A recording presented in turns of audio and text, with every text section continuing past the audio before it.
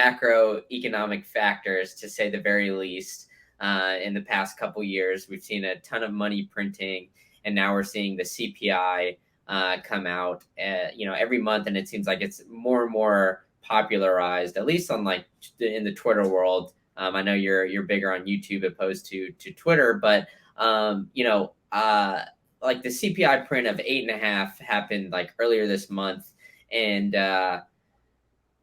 from that, it seemed like the market responded really, really well, and it all shot up, which, in my opinion, was kind of surprising, right? Because the Fed's goal is like 2% theoretically, and it seems like because it was lower than expectations and it was lower than the 9.1 from the previous month, it is something that I guess investors in the market looked at positively. So do you look at like, any of these macroeconomic factors kind of like this, CPI or PPI or some of these other things to kind of help you with like trading the day to day? Or are you more like a long-term investor and you kind of just, take these, macroeconomic factors with like a grain of salt?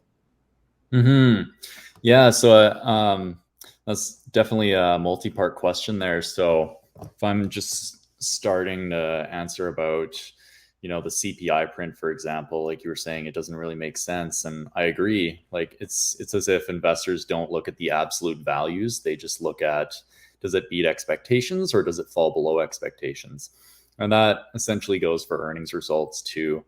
But I also find that the stock market is forward looking, so maybe 6 to 12 months in the future. So I guess investors are expecting that inflation will die down within the next 12 months. And that's why we're kind of seeing that rebound in stocks right now. As for your question on, am I a long-term investor or day trader?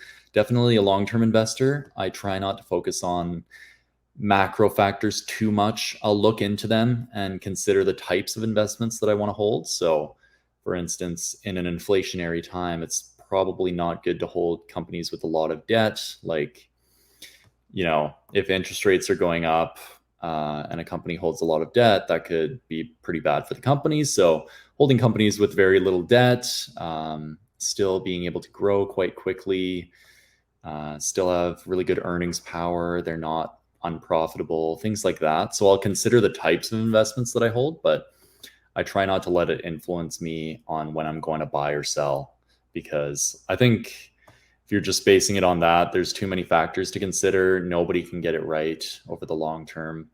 So I just tend to hold my investments, and whatever they do in the short term doesn't really matter.